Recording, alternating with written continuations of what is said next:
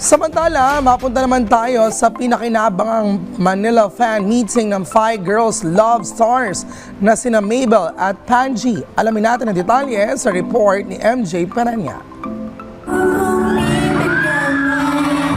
Kilig overload ang feels na hatid ng 5 Girls Love Stars na sina Mabel at Panji sa kanilang first fan meeting in Manila. Sinimula ng dalawang aktres ang show sa pagkanta ng Starlight na OST ng kanilang series na Claire Bell.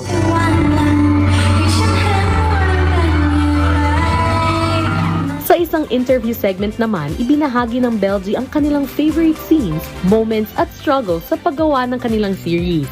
May games din na inihanda kung saan naramdam at nag-uumapaw ang chemistry ng dalawang aktres. Nagkaroon pa ng chance ang ilan sa kanilang fans na makijoin sa saya. Hindi rin nagpahuli sina Mabel at Panji sa kanilang mga baong Filipino words na talaga namang mas nagpalakas ng hiyawan sa venue.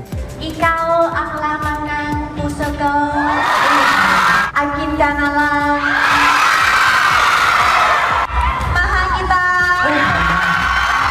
Sinurpresa naman ng Filipino Magics ang Belgie sa pamamagitan ng isang special fan project at kasabay pa niyan ang pag-celebrate in advance ng birthday ni Mabel kung saan naging emosyonal ang aktres at lubos na nagpapasalamat sa pagmamahal at suporta na kanilang natatanggap.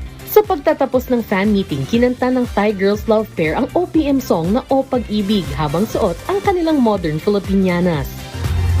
MJ Perenya para sa Talk Biz.